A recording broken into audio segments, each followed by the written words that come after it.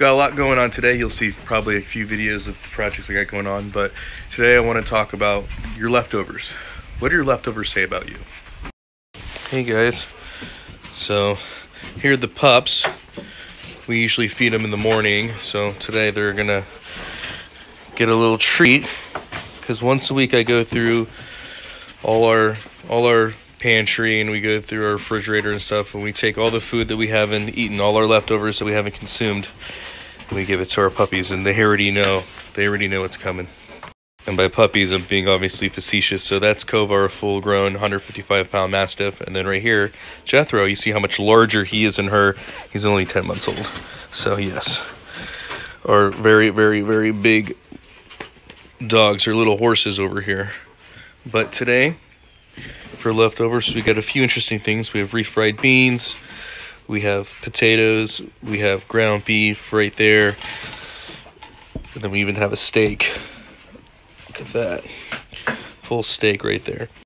Oh yes, our dogs eat pretty well, and during this harvesting season we are trying to clear as much room as we can for our harvest this year.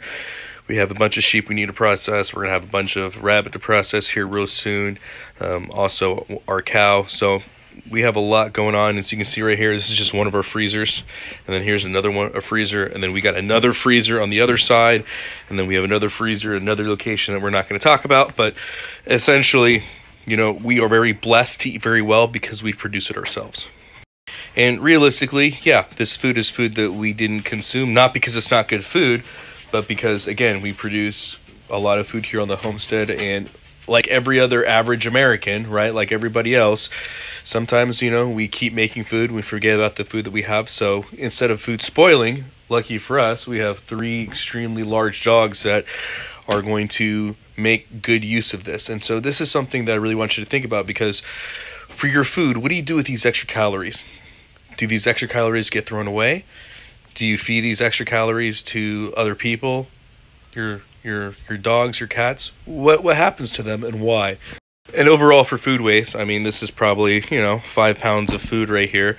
That's very low for the average. We keep track of everything, and this is literally all the food that we're not going to consume this week. It's about 5 pounds.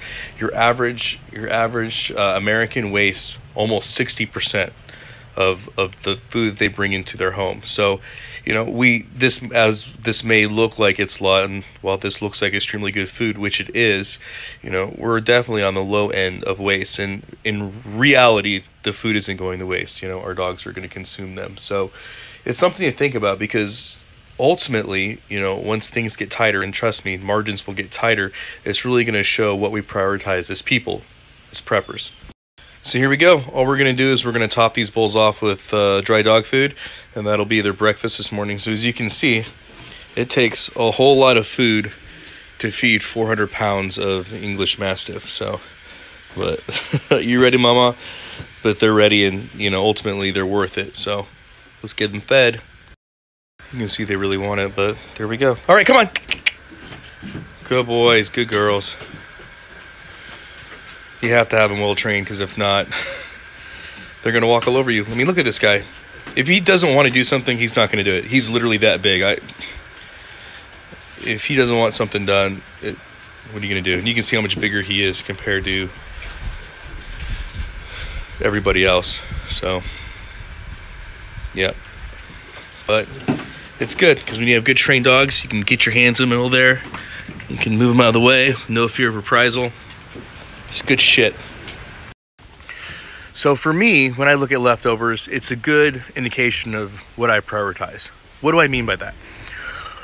Let's be honest, leftovers are it's a thing of luxury. It really is. In fact, so much so that most Americans don't even eat leftovers. It's not even something that they would even consider eating. That's going to change here real soon with the coming economy, with what's happening in food. And I wish I could do a long-form discussion. I've reached out to a few people. I'd love to do a long-form discussion and really talk and really break down the intricacies, especially from a bureaucracy standpoint. I think they'd be super helpful. But ultimately, food's in a really bad place, and it's just going to get worse. But right now, it's in a really bad place. And so this ideal that, you know, we have the ability to have food in excess to the point where you just throw it away, again, is something that's going to have to be looked at. And I'll be honest with you, I love leftovers. You know, my lunch, my breakfast and lunch is usually a combination of the dinner that I ate the night before. That's just a lifestyle that we live here. And so, you know, it's really important to realize that this is, you know, leftovers are a thing of luxury. And it's so much so that it's something that I'm going to continue to do and have. Because let me tell you what, man, I don't care what happens to the grocery store. I'm always going to have leftovers because I produce the food here.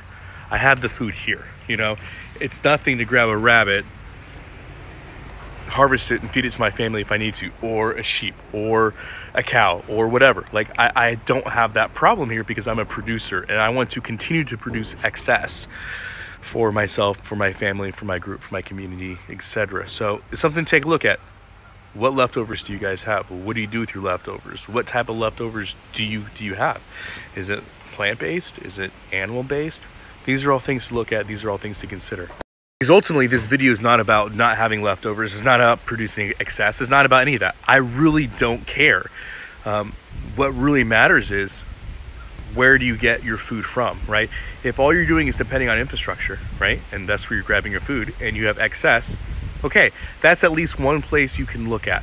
That's one place that you can look at and try to address with a solution, you know, because ultimately for me, it is a sign, it's a good sign because I produce the food. So if I have excess, that's good. That means that I'm going someplace. It means that I'm on the right fucking path. But if all your food comes from the grocery store and there's excess, okay, that's good. That's someplace you can start, because what happens if the grocery store isn't there? Or more scary, what if you do depend on infrastructure? What if you do depend on infrastructure and you notice that your leftovers are becoming smaller and smaller and smaller, and your food waste is becoming smaller and smaller and smaller? That's also another indicator. And that's one that I'm sure would make everybody nervous, because I know people that never thought about it before are now starting to look at it. They're starting to think about it. And so, again, I'm blessed because leftovers are a good sign here. That means I'm producing.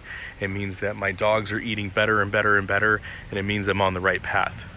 But if you're not a producer and you're not locally sourcing your food, and you're starting to pick up on that, that's for a reason. That's a sign. That's an indicator of things to come. So hopefully this is helpful for you guys. Think about that. Solution-based preparedness. Bring solutions to your problems and address them. As always, guys, long live the Republic.